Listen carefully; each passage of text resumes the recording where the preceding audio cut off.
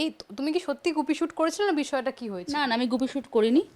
ওটা স্বরূপবাবুর কাছে ভুল তথ্য ছিল, এবং স্বরূপবাবুর তো একটা তো জিনিস আছেই, উনি ঘনিষ্ঠ লোকেদের কথা উনি বিশ্বাস করতে ভালোবাসেন। তারা ঘনিষ্ঠ লোকেরা কতটা বিশ্বাসযোগ্য সেটা নিয়ে উনি কোনোদিন প্রশ্ন তোলেন না।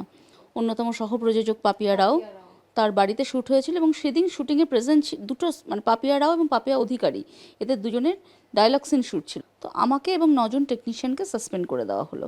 তার ঠিক 1 মাস বাদে আমি আমি স্বরূপবাবুকে যোগাযোগ করলাম।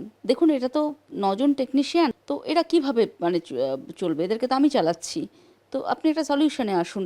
সবাই মোরাললেস রাজি যে ঠিক আছে, 1 মাস হয়ে গেছে, সাসপেনশন তুলে নাও। মোহাম্মদ হাসানুজ্জামান রীতিমতো চোখ রাঙিয়ে হুমকি দিয়ে আমার দিকে তাকিয়ে মানে বলছেন যে একদম ওনার সাসপেনশন তোলা যাবে না।